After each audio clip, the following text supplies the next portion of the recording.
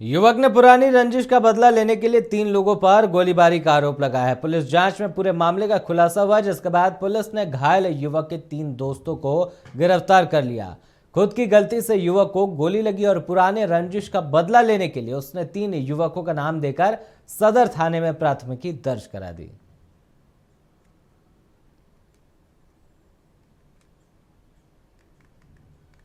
इसमें उन्होंने पुलिस को दिग्भ्रमित करने का प्रयास किया था और इसका पूर्व का विवाद था अजमेर के साथ, उसका नाम इसने जानबूझकर डाल दिया था। इसमें 7 लोग थे, सभी दोस्त हैं एक दूसरे के।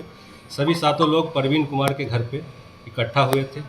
वहीं पे ये लोग आपस में ही देसी कट्टा के आदान प्रदान के सिलसिले में कट्टा इनके हाथ से छूट गया।